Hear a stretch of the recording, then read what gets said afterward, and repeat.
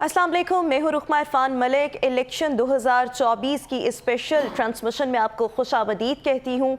वो दिन आ पहुँचा है जिसका बेसब्री से और बड़ी शिद्दत के साथ इंतज़ार किया जा रहा था। इलेक्शन 2024 आज के लिए स्केड्यूल्ड हैं। 8 फरवरी वो दिन आ पहुँचा और इसके साथ साथ पोलिंग की अगर बात की जाए तो पोलिंग जो है सुबह 8 बजे स्टार्ट हुई और शाम 5 बजे तक जो है आप सब लोग जो हैं अपना वोट कास्ट कर सकेंगे। अगर हम इन इंतखाबात की बात करें तो इस वक्त तकरीबन पूरे पाकिस्तान में 18,000 के करीब कैंडिडेट्स जो हैं वो इलेक्शन की दौड़ में जो हैं वो शामिल हैं, पार्टिसिपेट किया हुआ है। इस सब के साथ साथ अगर देखा जाए तो आवाम का इन इलेक्शंस पर 42 अरब रुपए का खर्चा जो है वो आ रहा है। ये आवाम का पैसा जो है इन इलेक्शंस पर जो है वो सर्व किया जाएगा। और इस सब के साथ साथ अगर एक और चीज़ देखी जाए तो तकरीबन पाकिस्तान के आवाम के 13 करोड़ जो लोग हैं वो आज अपना हक़ राय दही जो है वो इस्तेमाल करेंगे। और आप सबसे भी गुजारिश है कि आज अगर हम मौसम को देखें, वेदर इस वक्त काफ़ी ज़्यादा प्लेजेंट है। हमारे पास कोई बहाना नहीं होना चाहिए और हमारे पास एक ये दिन है बिकॉज वोट जो है हम सब लोगों के पास एक अमानत है। सो अपने अपने घरों से बाहर निकलें, 5 बजे तक का वक्त है हम सब के पास। सो आज निकल कर जो वोट आप सबके पास अमानत है इसका इस्तेमाल करें, क्योंकि ये वोट जो है वो आपके मुंतखब करदा नुमाइंदों को पार्लियामेंट तक, ऐवान तक पहुँचाएगा। सो इसका इस्तेमाल आपने बहुत बेहतरीन अंदाज में करना है। अच्छा, इस सब के साथ साथ अगर देखा जाए तो सिक्योरिटी के लिए ऑब्वियसली पाक फ़ौज ने भी जिम्मेदारियां संभाल ली हैं और कुछ पोलिंग स्टेशन हसास भी हैं। लेकिन गुज़श्ता रोज़ अगर देखा जाए तो बहुत ही अनफॉर्चुनेट सिचुएशन देखने में आई। बलूचिस्तान के 2 अजला में दहशत गर्दी के वाक़यात हुए और कीमती 24 के करीब जानें जो थी वो ज़ाया हो गई। ऑब्वियसली ये जो दहशत गर्दी के वाक़यात और फिर हाफिज़ हमदुल्ला साहब पर भी कातिलाना हमला हुआ, लेकिन फॉर्चुनेटली वो इसमें सेफ़ रहे। ये जो सिक्योरिटी के मामलात और फिर जिस तरह से ये दहशत गर्दी के वाक़यात हुए, हर इलेक्शन से पहले हम इस तरह के मामलात देखते हैं और ऑब्वियसली इनको मिनिमाइज़ करने की हमेशा से कोशिश की जाती है, अब भी कोशिश की जा रही है। लेकिन ये दहशत गर्दी के वाक़यात रिफ्लेक्ट क्या करते हैं? साथ ही साथ जो आम इंतखाबात आज होने जा रहे हैं, आज हो रहे हैं, इसका मतलब पाकिस्तान के लिए क्या है? पाकिस्तान तहरीक इंसाफ जो पिछले कुछ अरसे में हम देखते आए हैं, 9 मई के वाक़यात के बाद जब से इलेक्शन की हमने गूंज सुनी, सो इनकी जानिब से ये बात कही जा रही थी कि जी हमें लेवल प्लेइंग फील्ड नहीं मिल रही और पाकिस्तान तहरीक इंसाफ ये शिकवा करती दिखाई दे रही थी कि हम रियासती जबर का शिकार हैं, हम पर जुल्म ढाया जा रहा है। सो इस तमाम तर सिनेरियो में at the end of the day क्या आज इनको कोई स्पेस मिलती दिखाई देती है? इस सब पर आज हमने बात करनी है। मेरे साथ इस ट्रांसमिशन में मौजूद हैं सीनियर तज्ज़ियाकार हैं अब्दुल्ला मलिक साहब, इसके साथ साथ तज्ज़ियाकार हमीदुल्लाह खान साहब भी हमारे साथ इस ट्रांसमिशन का हिस्सा रहेंगे और मरकज़ी सेक्रेटरी इत्तलात मुस्लिम लीग नून लॉयर्स फोरम पाकिस्तान एडवोकेट राजा खुरम शहजाद साहब भी इस ट्रांसमिशन में मौजूद हैं, स्टूडियोज़ में हमारे साथ मौजूद हैं। और साथ ही साथ सीनियर तज्ज़ियाकार, सीनियर सहाफ़ी अयाज शुजा साहब हमें स्काइप के थ्रू जो है वो ज्वाइन करेंगे। अपने तमाम मेहमानों का मैं शुक्रिया अदा करना चाहती हूँ। गुफ्तगू का आगाज़ मैं करना चाहूँगी अयाज शुजा साहब से। अयाज शुजा साहब, सबसे पहले तो आपका बहुत शुक्रिया। मैं आपसे ये जानना चाहती हूँ, आज वो दिन आ पहुँचा है, ऑब्वियसली इलेक्शन आज के लिए स्केड्यूल्ड और पोलिंग जो है वो स्टार्ट हो चुकी है। इन इलेक्शंस का मतलब जो है वो पाकिस्तान के लिए आप क्या देखते हैं? रुकमा, बहुत बहुत शुक्रिया। सबसे पहले तो मैं आपको बताऊं कि पीटीआई का ये दावा किसी हद तक सही है कि उनको लेवल प्लेइंग फील्ड नहीं मिली। ये इंतखाबात मुझे याद करवा रहे हैं कि जैसे पीपल्स पार्टी तमाम जमातों के खिलाफ इलेक्शन लड़ रही थी और इसी तरह अगर मशरकी पाकिस्तान की बात की जाए तो शेख मुजीबुर रहमान जो थे वो वहाँ पर तमाम जमातों के खिलाफ अकेले उनकी पार्टी अवामी जो लीग थी वो इलेक्शन लड़ रही थी। इस वक्त भी कमोबेश यही हाल है कि अगर हम देखें तो पीटीआई एक तरफ है और बाकी तमाम सियासी जमातें एक तरफ हैं। ये आपको जो नून लीग की और पीपल्स पार्टी की नोक झोंक नजर आ रही है, ये भी इलेक्शन के बाद खत्म हो जाएगी, क्योंकि पीडीएम के 16 माह के दौरे हुकूमत में हमने देखा कि ये कैसे बाहम शीरो शक्कर थे, शहबाज शरीफ साहब और बिलावल भुट्टो साहब। मौजूदा इलेक्शन में मुझे जो सबसे ज्यादा जो खतरा, जो सबसे ज्यादा मुझे अंदेशा है वो ये है कि इस इलेक्शन में पहली बार हमारी नौजवान नस्ल जो है वो पहली बार बड़ी भारी तादाद में वोट डालने जा रही है। और इलेक्शन से पहले माहौल जो है, मुझे 31 साल ये इस फील्ड में हो चुके हैं, लेकिन मैंने इस तरह के इलेक्शन आज तक कवर नहीं किए। कि इलेक्शन से पहले जो माहौल था, जिस तरह पीटीआई को दीवार के साथ लगाया गया, जिस तरह उनके उम्मीदवारों के कागजात छीने गए, जिस तरह उनके पोलिंग एजेंट्स, उनके तायद कुनिंदा, तजवीज़ कुनिंदा को डराया धमकाया गया, जिस तरह उनके जलसों को रोका गया, जिस तरह उनकी रैलियों को रोका गया, जिस तरह उनके ऊपर तशद्दुद किया गया। बल्कि मैं तो अफसोस से कहूँगा कि हमाद अजहर के वालिद मियाँ अजहर, जो कि 82 साल उनकी उम्र है, उम्र रसीदा शख्सियत है, उनको एक कॉर्नर मीटिंग करने पर गिरफ्तार कर लिया गया। तो ये सारा कुछ जो है वो हमारी नौजवान नस्ल बड़े गौर से देख रही है। और इन इंतखाबात में अगर खुदा न खास्ता कोई ऐसा वाकया रूनमा होता है, तो मुझे खतरा है कि शायद ये जो भारी तादाद में तकरीबन 1.25 करोड़ 1.5 करोड़ नौजवान आज पहली बार वोट डालेंगे, इनका इलेक्शन से एतमाद ना उठ जाए। जरूरत इस अमर की है कि इन इंतखाबात को फ्री एंड फेयर करवाया जाए। और अगर देखा जाए तो सुबह जैसे ही मोबाइल फोन की बंदिश हुई है और उसके साथ ही जो पीटीआई के सपोर्टर्स हैं, उनकी तरफ से ये शोर सामने आना शुरू हो चुका है। अगर आप सोशल मीडिया देखें कि इंतखाबात को रिग करने की साजिश की जा रही है। उनको छोड़े, जो न्यूट्रल किस्म के लीडर हैं, जैसे मुस्तफ़ा नवाज खोकर का मैं अभी ट्वीट देख रहा था, तो उन्होंने भी यही इल्जाम लगाया है।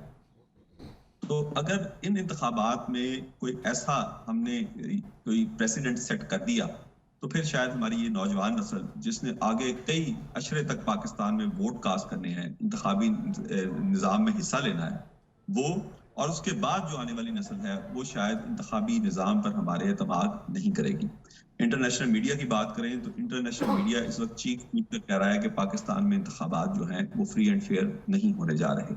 बार बार एक जमात को दीवार से लगाए जाने का जिक्र किया जा रहा है, और अगर हम देखें तो इसमें सदाकत भी है। अच्छा सर, कता कलामी की माजरत चाहूँगी। जो इस वक्त इंटरनेशनल मीडिया रिपोर्ट कर रहा है या ये जो बातें आप कह रहे हैं, मैं उससे 100% अग्री करती हूँ, 100% से ज़्यादा अग्री करती हूँ। लेकिन अगर हम देखें तो 2018 में भी तो किसी एक जमात को कॉर्नर किया गया था ना। 2018 में मुस्लिम लीग नून के साथ ज्यादती की गई, नवाज शरीफ साहब को गिरफ्तार किया गया, मरियम नवाज को गिरफ्तार किया गया, लेकिन बाकी तमाम पार्टी आजाद थी। मैं खुद 2018 के इंतखाबात और उससे पहले जो उनको कवर करता रहा कि किसी एक ठीक है। अयाज शुजा साहब, आप हमारे साथ ही मौजूद रहिएगा। मैं कुछ देर बाद आपकी तरफ दोबारा आती हूँ। मैं अपने बाकी पैनलिस्ट का रुख करना चाहूँगी। हमारे साथ इस वक्त स्टूडियो में अब्दुल्ला मलिक साहब भी मौजूद हैं, हमीदुल्लाह खान साहब भी मौजूद हैं और राजा खुरम शहजाद साहब भी मौजूद हैं। अब्दुल्ला मलिक साहब, आपसे मैं ये सवाल करना चाहूँगी। एक तो कुछ बातें जो हैं वो रोज़े रोशन की तरह आया हैं और उनको अयाज शुजा साहब ने बड़े अच्छे से कवर किया। हम देख रहे हैं कि पाकिस्तान तहरीक इंसाफ को जो है वो लेवल प्लेइंग फील्ड जो है वो नहीं मिलती दिखाई दे रही।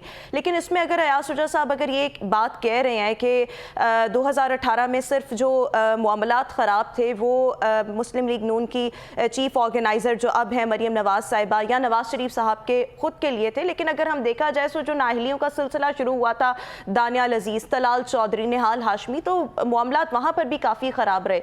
लेकिन इस सब पर मैं आने से पहले एक इम्पॉर्टेंट चीज़ों में जहाँ से गुफ्तगू का आगाज़ करना चाहूँगी कि कल जो 2 दहशतगर्दी के वाक़यात हुए और आज ऑब्वियसली इन तमाम चीज़ों को मेक श्योर करने के लिए, सिक्योरिटी को मेक श्योर करने के लिए ऑब्वियसली मोबाइल फ़ोन की बंदिश भी हम देख रहे हैं। आपको क्या लगता है दहशतगर्दी के वाक़यात जो हैं वो क्या रिफ्लेक्ट कर रहे हैं ठीक इंतखाबात से एक रोज़ पहले?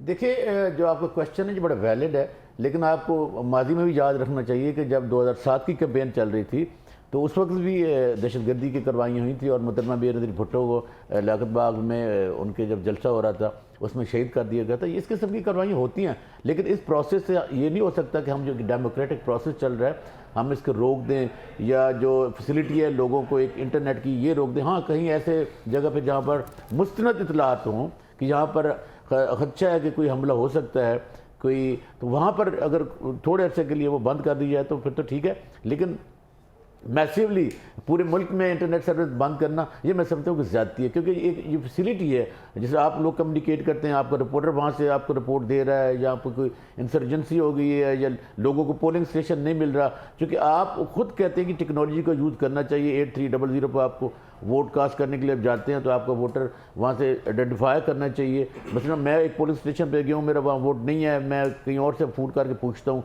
तो ये जो फैसिलिटी है ना इसको ब्रेक नहीं करना चाहिए। फिर अगर आप ब्रेक करते हैं तो लोगों के ज़हनों में डाउट आते हैं कि शायद जो हुकूमत है वो रिगिंग में इन्वॉल्व है या रिगिंग करना चाहती है। दूसरी बात जो मेरे भाई ने की है, बिल्कुल उन्होंने सही कहा कि 2018 का जो सिनेरियो था और जो 2024 का इंटायरली डिफरेंट वन है। लेकिन उस वक्त इलेक्शन डे वाले दिन मैंने पूरा लाहौर विजिट किया था, कहीं भी इस किस्म की कोई चीज़ वाक़या नहीं हुई जिसे हम कहें कि रिग्ड हुआ है या कोई कंप्लेंट्स आ रही थी या किसी को कोई रोका गया था। लेकिन इस इलेक्शन में इसमें कोई शक नहीं है कि आज से दिन से पहले पिछले 3 माह से सीरियसली सीवियरली ऐसे लोगों को पाबंद सलासर रखा गया जो या तो कैंडिडेट थे या कैंडिडेट को सपोर्ट कर रहे थे या किसी एक मखसूस पार्टी के साथ तल्लक रखते थे। जैसे मेरे भाई ने कहा कि मियां ज़र साहब का गवर्नर भी हैं, बड़े रीज़नेबल इंसान हैं, उन पर कोई किसी और पार्टी का भी कोई शख्स उन पर इल्ज़ाम नहीं लगा सकता कि वो कोई बायसेस रखते हैं। शरीफ आदमी है, नून लीग से उनका तलक रहा है, बाद में वो छोड़ गए, काफ लीग के साथ भी उनका तलक रहा है, आजकल वो PTI में उनके बेटे हैं। तो कोई भी शख्स आईने पाकिस्तान की शिक 2017 के तहत उसको पार्टी ज्वाइन करने का, पार्टी बनाने का, वोट कास्ट करने का बुनियादी हक हासिल होता है। और आइन के आर्टिकल 218 के तहत कल भी मैंने ये बात कही थी कि इलेक्शन कमीशन का ये 5 सालों के बाद ये फ़र्ज़ है कि वो फ्री फेयर इंडिपेंडेंट इलेक्शन करवाए। लेकिन हमें फेयर आज पता चल जाएगा कितने फेयर होते हैं, फ्री नहीं हुए क्योंकि कुछ लोगों को रोका गया, पोलिंग एजेंट को रोका गया। सर देखिए, ये फ्री एंड फेयर की जहां पर बात आती है, 2018 में भी तो हमने ऐसा शोर देखा और फिर उसके बाद जब नताइज आने थे तो किस तरह से RTS बिठा दिया गया। तो ये मुझे लगता है ये फ्री एंड फेयर इलेक्शंस, धांधली के मामला, ये शोर-ओ-गुल जो है वो हम पाकिस्तान की तारीख में जब जब भी इलेक्शंस हुए हैं, अब ये 12वें जनरल इलेक्शंस हो रहे हैं ना, हमने हमेशा ये बातें सुनी। सही कहा आपने, बिल्कुल सही कहा। देखो अगर माजी में हम जुड़े रहेंगे, माजी से हम नहीं निकलेंगे और माजी के साथ हम कंपैरिजन करते रहेंगे कि फलां साल में ये हुआ था, आप बिल्कुल सही कह रही हो, आपका क्वेश्चन, ये चीज़ हमें उठानी भी चाहिए। लेकिन ये है कि जो कल गलत हुआ था वो आज भी गलत है, जो आने वाले दिनों में होगा वो भी गलत होगा। तमाम पॉलिटिकल पार्टी को फ्री एंड फेयर इलेक्शन का मौका मिलना चाहिए और ये जो अकाउंटेबिलिटी है डेमोक्रेसी में वो लोगों के पास होनी चाहिए, वोट के जरिए होने चाहिए। बट अनफॉर्चुनेटली हम पाकिस्तान में हमने कभी भी ऐसा होते देखा नहीं है कि अकाउंटेबिलिटी का इख्तियार जो है वो अवाम के पास हो, और अवाम के पास सबसे बड़ी ताकत जो होती है वो अपने वोट के जरिए होती है ऑब्वियसली। बट मैं हमीदुल्लाह खान साहब का रुख करना चाहूँगी। आप हमारे अब यूथ हैं, आप आने वाली जनरेशन है। देखिए हमने आपको वो पाकिस्तान देना है, हम हमारी नस्लों ने, जो जिसमें इंसाफ हो, जिसमें सिक्योरिटी हो, जिसमें सेंस ऑफ आपका ह्यूमर भी हो, जिसमें आपको रोज़गार भी मिले, आपको हेल्थ की फैसिलिटीज़ मिले, आपको आपके रोज़गार को तहफ़्फ़ुज़ भी हो, आपको एजुकेशन फ्री और फेयर मिले जैसे हमारे आइन में है। ये हमारा जो ना फ़र्ज़ है। मतलब जिनका पाकिस्तान है आज, अगर उनके पाकिस्तान से हम उनके हर्डल क्रिएट करें, रोड़े अटकाएं, उनको वोट ना डालने दें, तो आप अपने मुस्तकबिल के मतलब क्या सोचेंगे? हमें यूथ को लेकर फोकस करना चाहिए। और मैं तमाम पॉलिटिकल पार्टीज गुजारिश करूंगा। सर आपकी तरफ दोबारा भी मैं आऊँगी, आप से दोबारा भी आपकी ओपिनियन जानूंगी। हमीदुल्लाह खान साहब, इन इलेक्शंस का, जनरल इलेक्शंस का जो मतलब है, मीनिंग है, वो आप पाकिस्तान के लिए क्या देख रहे हैं और आपको क्या लगता है ये जो इंतखाबात हैं क्या ये डिलीवर कर पाएंगे? अच्छा, अनफॉर्चुनेटली इन सारे जो मसाइल चाहे पास्ट में थे, चाहे अभी प्रेजेंट में है, चाहे फ्यूचर में होंगे, उनका एक ही हल है कि रूल ऑफ लॉ हो और जस्टिस सिस्टम हो। जब तक ये नहीं होगा ना, हम जब भी बैठेंगे हम ये कहेंगे उस वक्त ये हुआ था, उस वक्त ये हुआ था, आज ये हो रहा है, तो ये कंपैरिजन इसी तरह ही चलता रहेगा। सिर्फ इसकी बेसिक जो रिक्वायरमेंट है कंट्री की, जो प्रॉस्पर होना है इसने, उसके लिए सिर्फ रूल ऑफ लॉ और जस्टिस सिस्टम, 2 चीज़ें हम सही कर लें तो बाकी ये सारे मामला खुद ब खुद ठीक हो जाएंगे। इस इलेक्शन की इंपॉर्टेंस इसलिए भी बहुत ज़्यादा है कि एक बहुत जो है तकरीबन 13 करोड़ आधी आबादी जो है वो वोट डालने जा रही है जी, और उसका तकरीबन 50% यूथ है। और दूसरा है कि ये पाकिस्तान के सबसे महंगे इलेक्शन होने जा रहे हैं, तकरीबन 47 अरब का खर्चा है जी। तो इसमें और जो उस तरह इन्होंने भी बात की थी कि इलेक्शन कमीशन की सिर्फ एक जिम्मेदारी है, उसके अलावा उसके पास कोई काम नहीं है। जितने भी उसने काम किए हैं वो उसके काम नहीं थे। उसकी एक ही जिम्मेदारी है कि हर 5 साल में या जब भी इलेक्शन हो वो फ्री, फेयर और ट्रांसपेरेंट इलेक्शन कराए और इक्वल अपॉर्चुनिटीज हों, जितने भी स्टेक होल्डर उसमें शामिल हों। लेकिन ये तो हमें होता दिखाई नहीं दिया, कभी भी नहीं और आज भी नहीं। अनफॉर्चुनेटली आज तक नहीं हुआ, इसलिए आज भी हम वहीं पे बैठे हुए हैं। एज ए मुल्क जो है हम डिफॉल्ट पे खड़े हुए हैं। इस वक्त आपके जो इकानमी है वो ऑलमोस्ट डिफ़ॉल्ट पे है। आपका जो लोन है वो 70 खरब से क्रॉस कर गए, जो कि 80% ऑफ GDP है, किसी भी मुल्क के नहीं है। तो आप कैसे यानी आगे लेके चलेंगे? और जो इस इलेक्शन के बाद हुकूमत आएगी भी, तो वो ऐसा कोई भी उनके पास जो है जिन नहीं है कि वो कुछ भी कर लें। तो कम इसमें तो कोई शक नहीं है कि जो भी मुंतखब हुकूमत होगी उसके लिए प्रॉब्लम्स बहुत ज़्यादा होंगे। बिल्कुल 2 से 3 साल जो है ना इस इकानमी को ठीक करने पे लगेगा। और मैं तो यानी अक्सर कह रहे हैं जी पहले हम इकानमी ठीक करते हैं, सिस्टम बाद में करेंगे। सिस्टम होगा तो इकानमी चलेगी। कभी भी इकानमी ठीक नहीं हो सकती जब तक आपके पास सिस्टम नहीं होगा। जब सिस्टम लेकिन होगा, सर आप ये तो 2 से 3 साल में मईशत ठीक होने की बात कर रहे हैं। यहाँ पर हम जब कल भी अपनी ट्रांसमिशन कर रहे थे तो एक क्वेश्चन ये भी रेज हो रहा था कि क्या इस हुकूमत के ड्यूरेशन जो है वो 5 साल होगा? क्या मतलब ये तो नहीं कि PDM जैसी एक हुकूमत आएगी, फैसले कहीं और से हो रहे होंगे और फिर ऑब्वियसली फिर सिस्टम जो है वो इसी तरीके से कोलैप्स करेगा अगर ताकत जो है वो मुंतखब नुमाइंदों के हाथ में नहीं रहेगी। यहाँ पर एक ये भी बहुत वैलिड सवाल जो है वो उठता है। मैं इस वक्त रुख करना चाहूँगी एडवोकेट राजा खुरम शहजाद साहब का, मरकजी सेक्रेटरी इत्तलात है मुस्लिम लीग नून लॉयर्स फोरम के।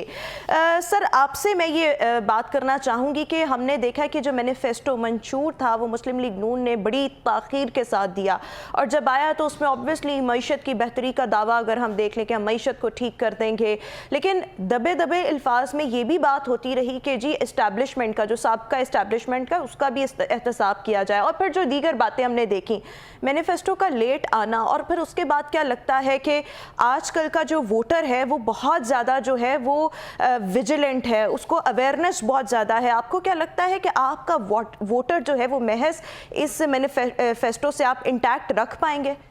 बिस्मिल्लाहिर्रहमानिर्रहीम। देखिए जी 9 फरवरी का जो इलेक्शन है ये नई हुकूमत की नवीद ला रहा है। इसमें अगर हम देखें ये पीछे 2002 का, फिर 2008 का, फिर 13 का, ये जो माजी में नून लीग का एक रोल था उसमें जिस यूथ की ये बात कर रहे हैं कि ये 6 करोड़ से कम है, उसको 9 मई की तरफ ढकेलने वालों से अगर हम बचा लाए और उनको आप 28 मई की तरफ जाके फ़ख्र की ज़िंदगी में बसाने का अहद लेके जिस कायद ने यहाँ तक पाकिस्तान को लेके आए, अगर उसकी तरफ लेके जाएंगे तो ये मैं नहीं समझता कि पाकिस्तान में ये जो मैनिफेस्टो है जो हमारा लेट आया लेकिन दुरुस्त आया और एक बेहतरी की तरफ लेके आने वाली शवाहिद जो माजी में हमें मिलते हैं उनको आगे लेके बढ़ रहा है, तो ये ज़रूर कामयाब होगा। इसमें देखिए सारे हालात देखे जाते हैं। मैं ये समझता हूँ सिक्योरिटी के हवाले से भी बिल्कुल एक बेहतरीन सिस्टम लाया गया। ये RTS को बिठाना ना बिठाना ये अवाम के सारी चीज़ों को उन्हें पता है। अभी अगर सर इस दफ़ा तो RTS से है ही नहीं देखिए उस वक्त भी नहीं था। ये सारी चीज़ें इस तरह एक मैनिपुलेट करके पेश की जाती हैं। 18 का आगाज़ ही 184 सबसे उसका आर्टिकल 3 जो आर्टिकल 184(3) की वायलेशन हुई थी जब सुप्रीम कोर्ट ने डायरेक्ट उस वक्त आके नैब कोर्ट के ऊपर अपना एक मजाज जज बिठा दिया था। हालांकि उस वक्त हाई कोर्ट के जज को ये एम्पावर करना चाहिए था कि मियाँ साहब के केसेस को देखें और उनको एक फैसले की तरफ लेके जाएं, जिसके बारे में अभी कहा जा रहा था, मेरे फाजल दोस्त बता रहे थे हमीदुल्लाह साहब के उस वक्त ये नून के साथ ज़्यादती हुई थी। देखिए वो ज़्यादती को फेस करने वाला अपने इस अवाम के लिए लंदन से चल के यहाँ पे आया। यहाँ सर देखिए अभी आपने फैसलों का जिक्र किया ना, तो जो फैसले तब हो रहे थे उसी तरह के फैसले अब हो रहे हैं। फर्क सिर्फ इतना है कि ज़ेरे अताब तब कोई और जमात थी, आज कोई और जमात है। ये मानना पड़ेगा कि अगर तब गलत था तो आज भी गलत है, और अगर तब आप कहते हैं सही था मतलब तो फिर आज भी सही है, फिर तो मानना पड़ेगा। देखिए लीगल टीम में मैं शामिल हूँ आज तक भी, और अभी तक शुक्र अल्हम्दुलिल्लाह आज़म जी तार साहब हमारे वहाँ पे इसको लीड कर रहे थे और अभी भी कर रहे हैं, अमजद साहब कर रहे हैं। अब्दुल्ला साहब जानते हैं कि कितनी एक इम्पॉर्टेंट जो वहाँ पे सेटअप बना हुआ है। अब मुझे बताएं कि अपने बेटे से तनख्वाह ना लेके ना अहल होने का केस आज किसके ऊपर है? मुझे ये बताएं कि किसकी बेटी को जिन्होंने तो वो तो तब जैसे केसेस बने थे वो वैसे खत्म भी हो गए। सवाल यहाँ पर ये है कि आज अगर पाकिस्तान तहरीक-ए-इंसाफ को ऐसे मुकदमात का सामना है या बानी PTI को, तो आज इन पर जिस तरह के केसेस हैं अगले 6, 7, 8 साल बाद 10 साल बाद ये भी ऐसे ही खत्म हो जाएंगे, हो सकता है उससे पहले ही हो जाए। मैं चाह रहा हूँ कि लाइव आप इस चीज को चला रहे हैं और आपको भी पता है कि केसेस शुरू करवाने में खत्म करवाने में हाथ किसका होता है? ये अदालतों के हाथ में चीज नहीं है सर। मुझे बात मुकम्मल करने दे प्लीज। तोशा खाना, अल-कादर ट्रस्ट, साइफर, 3 केसेस हैं। तोशा खाना में कंसीलमेंट ऑफ फैक्ट है कि आपने वो हकायक मुझे मुकम्मल करने देंगे तो बात फिर मुकम्मल होगी। जी जी। कि अगर आप कंसीलमेंट ऑफ फैक्ट लें, आपने ये बताया कि मेरे पास 4 बकरियां हैं, आपने ये बताया कि मेरे पास बनी गाल है, आपने ये बताया कि मेरे पास 8 कनाल का ज़मान पार्क में, तो उसका टैक्स 5 लाख रुपए जमा करवा रहे। आप उन सारे शवायद को छुपा के जो गिफ्ट आपको मिले और जो आपने लिए उनके बाइवज़ आपने रकम को वो मख्फी रखा। तो ये वो इल्ज़ामात थे जो आज के केस के, आज के मुकदमात का इंग्रेडिएंट्स हैं जिनकी बुनियाद पे ये साहब अंदर गए हैं। तीसरा अलकादर ट्रस्ट, देखिए 500 अरब रुपया आप मलिक रियाज का जमा करवाते हैं बैरिया का, और जाके जो आपकी कबीना उसको ये बताते हैं कि ये हम एक हमारा प्रोजेक्ट आप इसको साइन करें और आगे प्रोसीड करें, तो आप अपना ज़ाती बेनिफिट जेलम के पास 400 से ज़्यादा कनाल 458 कनाल से ज़्यादा जगह लेके उसका बेनिफिट खुद रखते हैं। तो ये केसेस वो नहीं है जो मियां नवाशी साहब पे थे, ये वो केसेस हैं जो इनके ज़ाती मुफादात पे थे। केसेस थे। एक तो ये देखें कि एक केस में अगर आपको 10 साल सजा और फिर एक में आपको 12 साल सजा, यानी कि मुल्क से गद्दारी के केस में जो आपको सजा हुई है वो 10 साल। मैं बानी पीछे की बात कर रही हूँ। मेरे कायद पे देखें मियां, मुझे बात मुकम्मल करने दें, मियां नवाशी साहब पे गद्दारी का कोई मुकदमा नहीं था। 9 मई के वाकयात में उलझाने का कहीं 109 बेडरूम आपको याद होगा नवाज शरीफ साहब ने मतलब हमारे यहाँ पर जो वो अगर हम देखें सो जो डॉन लीक्स के मामलात और फिर जो उनकी स्टेटमेंट थी इंटरनेशनल मीडिया ने कोट की थी और उन पर भी गद्दारी के उस वक्त ठीक है तो केसेस नहीं बने थे, बातें तो हुई थी ना, केसेस बनते तब है जब इंग्रेडिएंट्स पूरे हों, जब उनको बनाने वाले भारतीय मीडिया ने इसको बहुत ज्यादा कैश किया। देखिए भारतीय करते रहे, भारतीय तो अभी भी बड़े करेंगे, लेकिन पाकिस्तान में अगर किसी में जरूरत थी तो वो उसको भी लगा लेता।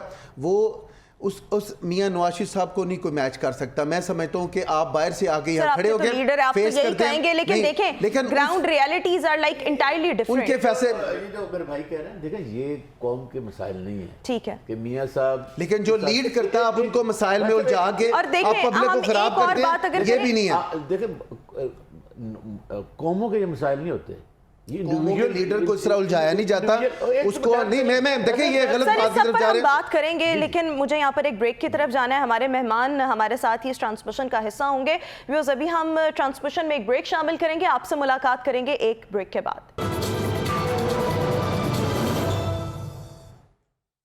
Welcome back after the break. Election 2024 की खुसूसी ट्रांसमिशन में एक बार फिर से आपको खुशामदीद कहेंगे, और वो दिन आप पहुंचा है जिसका शिद्दत के साथ इंतज़ार किया जा रहा था। लेकिन आज आप सबकी जिम्मेदारी है कि अपने अपने घरों से बाहर निकलें और अपने वोट का, जो कि वोट आपके पास अमानत है, इसका ज़बरदस्त तरीके के साथ इस्तेमाल करें। ख्वाह आपकी अफिलिएशन जिस मर्जी जमात के साथ हो, लेकिन ये वोट आपके पास एक अमानत है और आपने आज एक रिस्पॉन्सिबल सिटीज़न होने का ऑब्वियसली सबूत देना है। सो इस वोट का जो है वो लाजमी तौर पर जो है वो इस्तेमाल करें, अपने घरों में ना बैठें, क्योंकि अगर हम आज हालात देखें, हालात जो हैं ऑब्वियसली सिक्योरिटी को भी मेक श्योर किया जा रहा है।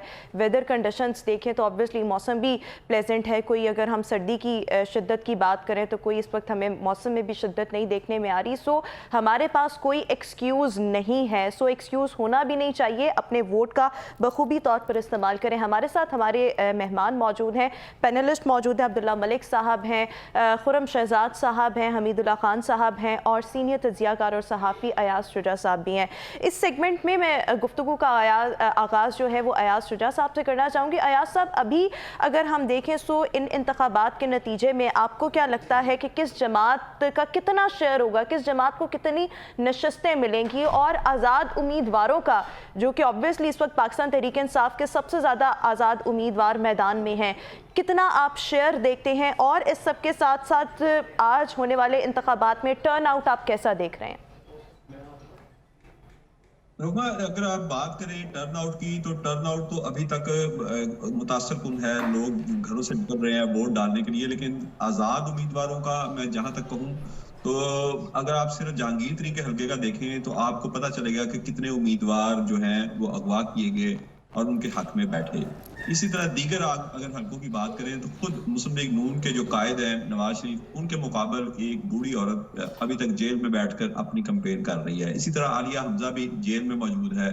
दीगर उम्मीदवार भी मियां महमूद रशीद जेल में है, मियां असलम इकबाल मफरूर हैं, यानी कि पीटीआई की पूरी क़यादत मफरूर है। और उनके मुकाबले में कौन है? उनकी थर्ड और फोर्थ टियर के, जैसे महर शराफत जो है वो लड़ रहे हैं शरीफ खानदान के खिलाफ। इस तरह के लोग जिनको हम जानते हैं ये कारकुन हैं, ये असल उम्मीदवारों के तीसरे चौथे नंबर पे ये लोग आते हैं जिनको पीटीआई मैदान में उतारने में मजबूर हुई, क्योंकि असल पीटीआई की क़यादत तो या मफरूर है या जेलों में है।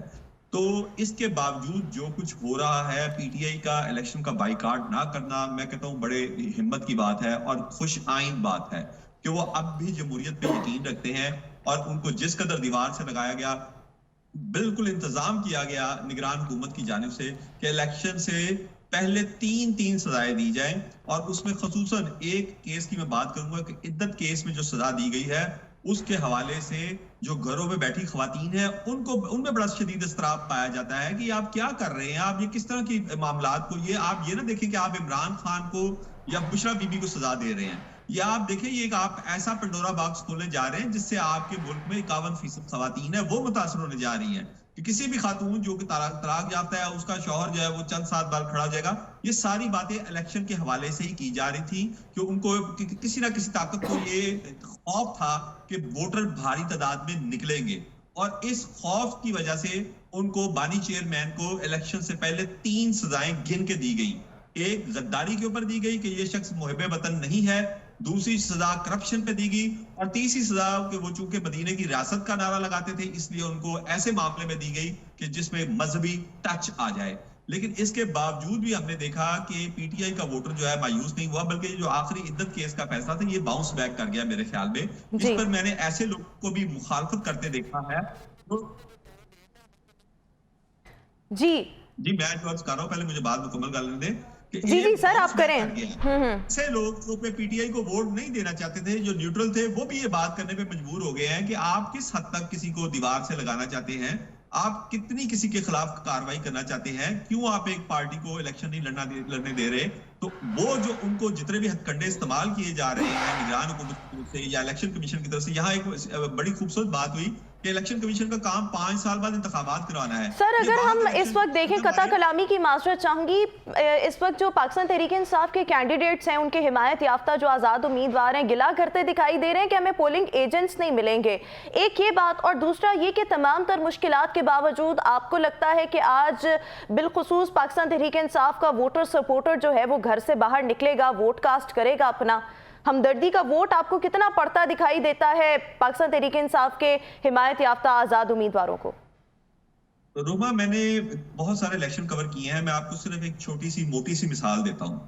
300 अगर किसी कौमी असम्बली के हल्के के पोलिंग स्टेशन हो और आप मुखालिफ जमात के सिर्फ 50 से 70 पोलिंग स्टेशन पर पोलिंग एजेंट्स को गायब कर दें या उनको घुसने ना दें या वो वोटिंग की काउंटिंग के वक्त मौजूद ना हो, तो ये नतीजा आपके हक में चला जाएगा। आप जितने मर्जी वोटर घर से बाहर निकाल दें, क्योंकि अगर 50 से 70 पोलिंग बूथ्स पे आपके पास ये रूम मौजूद हो कि आप इलेक्शन के रिजल्ट जो है मुखालिफ जमात के बगैर बना सकते हैं, तो आप वो उनके रिजल्ट तब्दील कर लेंगे और आप वो सीट जीत जाएंगे। मेरे इत्तलात के मुताबिक पीटीआई के पोलिंग एजेंट्स को डराया गया है, धमकाया गया है, उनको पोलिंग बूथ्स पे पहुंचने की इजाजत नहीं दी जा रही। और आज के जो हम तो ये रो रहे थे कि शायद कल इंटरनेट बंद होगा, यानी कल हम ये आपस में बातें कर रहे थे, लेकिन आज तो पूरी पूरी मोबाइल सर्विस बंद हो गई है कि आप 8300 पे मैसेज करके अपना वोट भी मालूम नहीं कर सकते। आम लोग जो पूरा अपना काम कर रहे होते हैं उनको अपना अगर नहीं पता, वो नहीं पता कर सकते उनका वोट किस बूथ में है। तो ये चीजें ऐसी हैं जो इन इलेक्शन को ऊपर हमेशा सवालिया निशान उठाती रहेंगी। और इंटरनेशनल मीडिया, अभी अल जजीरा की एक रिपोर्ट है पाकिस्तान के इन्हीं इंतखाबात के हवाले से, काफी मुतनाज़िया रिपोर्ट है। बिल्कुल ठीक सर, ये आप बिल्कुल ठीक बात करें और इस चीज़ को ऑब्वियसली मैं भी सेकंड करूंगी, लेकिन मैं ये जानना चाहूंगी, आपने आज़ाद उम्मीदवारों के हवाले से तो बता दिया, बाकी जमातों का, क्योंकि एक आम तासुर ये पाया जा रहा है कि इन इंतखाबात के नतीजे में सादा अक्सरियत किसी को भी नहीं मिलने वाली, एक कोलिशन गवर्नमेंट होगी। गो कि मेरी दुआ है कि उस तरह की हुकूमत ना हो जो एक पीडीएम वाली उस टाइप की जो हुकूमत थी, लेकिन आपको क्या लगता है बाकी जमातों का कितना शेयर हो सकता है?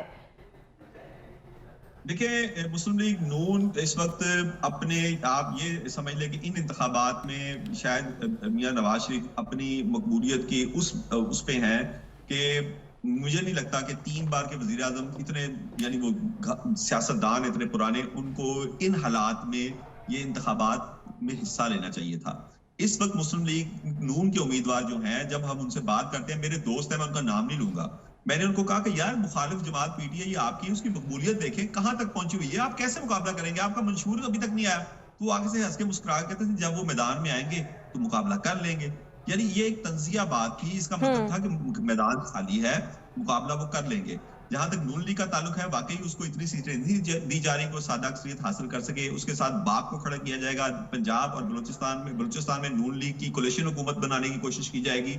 और ये वो बातें हैं जो हमारे ज़राए हमें पहले ही बता चुके हैं, अभी वोट नहीं पड़े। पंजाब में मुस्लिम लीग नून की हुकूमत बनाई जाएगी, साथ उसमें इस्तेकाम पाकिस्तान पार्टी को जोड़ा जाएगा। इसी तरह से इस्तेकाम पाकिस्तान पार्टी के हवाले से तो वैसे ही शुरू से ये तासुर है, जब से ये पार्टी जो है इसका जन्म हुआ है या हम कहें ये मैदान में आई है, तो ये कहा जाता है ये पाकिस्तान मुस्लिम लीग नून की बी पार्टी के तौर पर अपना किरदार अदा करेगी। और ऑब्वियसली जिस तरह से सीट एडजस्टमेंट भी करवाई गई है, सो ऑब्वियसली पंजाब में इनका आपस में इत्तेहाद और इल्हाक जो है वो हो सकता है। आप काफी देर से कुछ कहना चाह रहे हैं खुर्रम साहब, क्विकली कहिएगा। मैं ये कहना चाह रहा हूँ कि देखिए, मैं ये कहना चाह रहा हूँ कि खड्डियाँ जलसे की आपके पास यहाँ ऑडियोज़ वीडियोज़ होंगी, आप देखें कि उसने सारे जलसों को मात दे दी है। मियाँ नवाज शरीफ साहब का इस कौम के लिए इस वक्त मुल्की हालात को बेहतर करने के लिए इलेक्शन में हिस्सा लेना बहुत ज़रूरी है। मेरे भाई अपना तजिया बिल्कुल दुरुस्त दे रहे हैं, लेकिन वो अपनी जगह पे दुरुस्त है।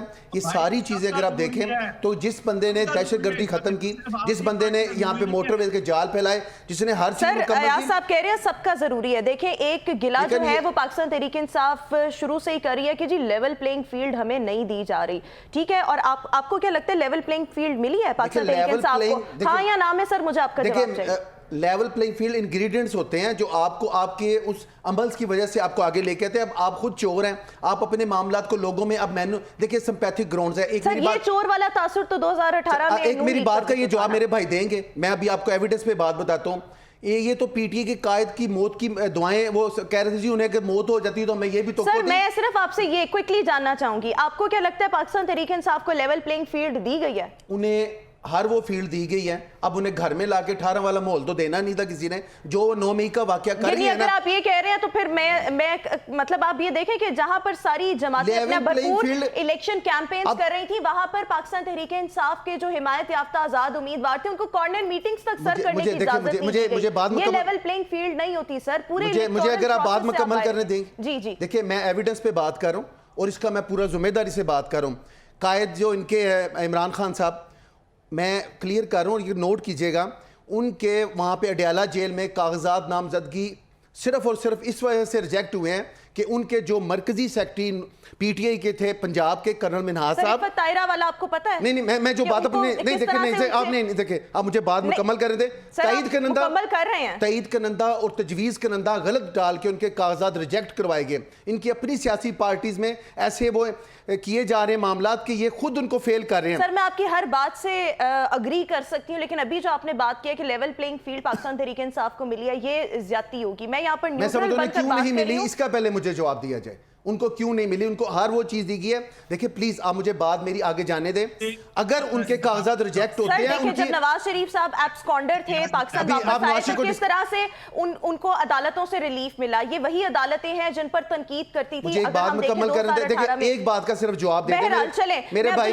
उनके पेपर देखिए, उनके पेपर इमरान खान साहब के पेपर अडयाला जेल में तईद करंदा तजवीज़ करंदा गलत नाम डाल के रिजेक्ट करवाए गए। इनके अपने पार्टी के बंदे के वहाँ पे लेवल प्लेइंग फील्ड की बात करने वालों ने ये नहीं देखा कि उनके कागजात में गलतियां करने वाले वो खुद उनके अपने दोस्त हैं। मेरे नजदीक, मैं अगर आपको क्विकली ये बात करना चाहूंगी, फिर मेरे पास वक्त कम है, मैंने आगे भी जाना है। मेरे नजदीक अगर लेवल प्लेइंग फील्ड ये है ना कि बानी पीटीआई इलेक्टोरल प्रोसेस से जो है वो बाहर रहे, तो फिर इसके ऑपोजिट ये होना चाहिए कि कायद मुस्लिम लीग नून भी जो है वो भी इलेक्टोरल प्रोसेस से बाहर रहेंगे। अगर वो लेवल प्लेइंग फील्ड ये होती है। लेवल प्लेइंग फील्ड ये नहीं कि आर्टिकल कहीं अलाउ नहीं करता। देखिए आउट कर दिया जिनके पास बल्ले का निशान नहीं। मुझे देखिए अब एक सेकंड दे दें सिर्फ प्लीज। सारी गल करी जाते हो तो मैनू कहते नहीं, आर्टिकल कहीं अलाउ नहीं करते कि एक चोर और उचक्के बंदे को आप लेवल प्लेइंग फील्ड में खड़ा करने के लिए आप ले आए। मैं कह रहा हूं कि वो अपनी नालायकियों से उनके पार्टनर्स उनको फेल कर रहे हैं। अच्छा चलें ठीक है। अब्दुल्ला मलिक साहब, मैं आपकी तरफ आना चाहूंगी, मेरे पास वक्त मुख्तसर है।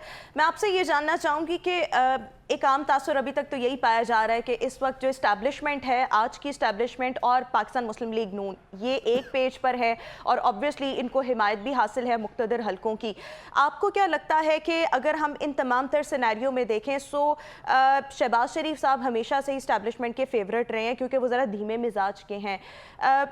ऐसा हो सकता है कि बार बार ये कहा जा रहा है चौथी बार वज़ीर आज़म नवाज शरीफ होंगे, लेकिन हम अगला वज़ीर आज़म जो है वो शहबाज शरीफ को देखें और मरीम नवाज वज़ीर आला हों। या एक सिनेरियो ये भी हो सकता है कि एग्रेसिव कैंपेन पीपल्स पार्टी बिलावल भुट्टो जरदारी ने भी चलाई है, हो सकता है वज़ीर आज़म वो हों और क्या शहबाज शरीफ साहब उनके वज़ीर हों। देखिए, आपका क्वेश्चन ये माजी के अगर हालात को देखें तो बड़े वैलिड है, बड़ा इंपॉर्टेंट है, क्योंकि जब vote of no confidence move चली थी तो उस तक जो मेन प्लेयर थे वो जरदारी साहब थे, जिन्होंने ये सारे का सारा लोगों को मैनेज किया और फिर ये आगे चीज़ बढ़ाई और शहबाज शरीफ साहब को, नून लीग को कायल किया कि हमें इलेक्शन की बजाय सिस्टम को कंटिन्यू कराना चाहिए। अगर आप उसको देखते हुए नज़र करें तो उस वक्त से नज़र आ रहा है कि अगर उनकी ये सारी की सारी काविश थी तो फिर वज़ीर आज़म का कैंडिडेट पीपल पार्टी को देना चाहिए था। और उस तनाज़र में जो चीज़ें सामने आई थी तहकीक के तौर पर, और जो लोग भी अभी भी कहते हैं कि मियाँ नवाज शरीफ की निस्बत मियाँ शहबाज शरीफ साहब एस्टेब्लिशमेंट के साथ ज़्यादा कंफर्टेबल है, और आज भी अगर उनका कोई फेवरेट कैंडिडेट होगा तो मियाँ नवाज शरीफ साहब नहीं, मियाँ शहबाज शरीफ साहब होंगे। लेकिन मियाँ शहबाज शरीफ साहब को पिछले 18-17 महीनों का एक नेगेटिव इम्पैक्ट ये पड़ा था कि जब पीडीएम की हुकूमत प्रिवेल कर रही थी उस वक्त, तो जो महंगाई का जो ग्राफ है बहुत ऊपर चला गया था, तो नून लीग का जो वोट बैंक है वो काफ़ी पीछे चला गया था, और लोगों के समझते थे कि ये महंगाई का, यार एक मिनट, महंगाई का जो जिम्मेदार है शायद पीडीएम है। इस वजह से मियाँ नवाज शरीफ साहब को पार्टी की पॉपुलैरिटी को वापस लाने के लिए, और जो उनका वोट बैंक उनके साथ इंटैक्ट था वो लाया गया था, और वो इस साथ में कामयाब हुए हैं नहीं हुए हैं वो तारीख बताएगी, आज का दिन बताएगा कि वो उन्होंने जो कैंपेन की है वो कितनी इफेक्टिव रही है। लेकिन आपका जो क्वेश्चन है वो बड़ा वैलिड है कि आज भी अगर प्राइम मिनिस्टर का कोई कैंडिडेट होगा तो मियाँ शहबाज शरीफ साहब उनके लिए एक फेवरेट कैंडिडेट होंगे। अब दूसरी बात, इस चीज को आप थोड़ा सा एंडोर्स करते हैं, जो दूसरा सवाल था कि क्या बिलावल वज़ीर आज़म और उनके वज़ीर शहबाज शरीफ। देखिए जी, जो एग्जीक्यूटिव कमेटी की उनकी सीसी की मीटिंग हुई थी तो बिलावल साहब ने खुद इस चीज़ का ख्वाहिश का इजहार किया था, जब एक प्रोग्राम में हमीद साहब के जरदारी साहब ने कह दिया था कि नहीं वो अभी इमेच्योर हैं, तो बाद में जब उनसे क्लैरिटी ली गई और बिलावल साहब नाराज़ होकर दुबई चले गए तो फिर बहनें उनको वापस, ये फैक्ट है, इसमें कोई दूसरी राय नहीं है। बिलावल साहब ने इस चीज़ का ख्वाहिश का इजहार किया है कि मैं 2024 के जो इलेक्शन होंगे मैं पार्टी की तरफ से कैंडिडेट हूँ प्रीमियरशिप का। देखिए, और उन्होंने अपनी जो पूरी कैंपेन है उसमें उस चीज़ को अयां भी किया है। अब अगर पीपल पार्टी अच्छी मार्जिन से सीटें सिक्योर कर लेती है तो पीपल पार्टी अब सेक्रीफाइस नहीं करेगी। पीपल पार्टी की ख्वाहिश होगी कि बिलावल साहब प्राइम मिनिस्टर के कैंडिडेट हों, और वो जो आज़ाद की बात करते हैं they are comfortable with PTI. मतलब आज़ाद उम्मीदवार, वो ये नहीं कहेंगे पीटीआई के लोग हैं, वो कहेंगे हमने तो आज़ाद लोगों को मिलाकर अपनी हुकूमत की है। फिर वैसे ये हो सकता है कि मतलब अगर हम एक तरफ से पीटीआई की हिमायत याफ्ता आज़ाद उम्मीदवार देखें और पीपल्स पार्टी इत्तेहाद हो सकता है। देखिए, पाकिस्तान में कुछ भी हो सकता है, मतलब ये इसके भी चांसेस हैं। मतलब मैं आपको एक चीज़, सर आगे जाना, 2 मिनट आखिरी 2 मिनट मैंने हमीद साहब की तरफ फेवर कर देंगे। मसलन काफली मुहतरमा ने मियां चौधरी बिरादरान के खिलाफ लिखा था, लेकिन जब हुकूमत बनी 2008 वाली तो उसमें काफ लीग को डिप्टी प्राइम मिनिस्टरशिप दी गई थी। मतलब इतने जो वो सियासत में देखा, माजी में आने वाले दिनों में कोई हतमी दोस्त और दुश्मन नहीं होते, वो और सियासत में तो कुछ भी हरफ आखिर जो है वो तो होता नहीं है। अच्छा हमीद साहब, मैं आपसे यहाँ पर ये सवाल करना चाहूँगी कि इस वक्त तासुर ये भी पाया जा रहा है कि जो पाकिस्तान तहरीक इंसाफ के हिमायत याफ्ता जितने भी आज़ाद उम्मीदवार हैं इनके रेट लगना शुरू हो चुके हैं, और कल फैसल वावडा साहब ने भी इस हवाले से गुफ्तगू की है। अगर यही आज़ाद उम्मीदवार अपनी वफादारियाँ इलेक्शन जीतने के बाद जो हैं वो बदल लेते हैं, किसी दूसरी जमात में चले जाते हैं, इसकी क्या चांसेस मौजूद हैं? क्योंकि जब बानी पीटीआई के होते हुए अगर हम देखें तो ये लोग अपनी वफादारियाँ तब्दील कर सकते हैं, हमने माजी में भी देखा। तो क्या आज तो हालात बिल्कुल फील्ड साफ़ है, वो इस वक्त जेल में है, और ये तमाम मुमकिनात जो हैं वो हो सकती हैं कि ये लोग जो हैं आज़ाद उम्मीदवार वफादारियाँ बदलें, किसी और जमात में चले जाएँ? जी, हमारा जो माशाल्लाह इसको खूबसूरती कहें हमारी सियासत की, तो यहाँ पे एनीथिंग इज़ पॉसिबल। तो ये खूबसूरती भी है और बदसूरती भी है। बदसूरती कहेंगे तो ये नाराज़ ना हो जाएं एडवोकेट साहब। हमारा ये है कि मियाँ साहब वो देना चाहूँगा, मियाँ नवाज शरीफ को लेके आने का मकसद ये था कि उनका जो PMLN का वोट है वो सिर्फ मियाँ नवाज शरीफ का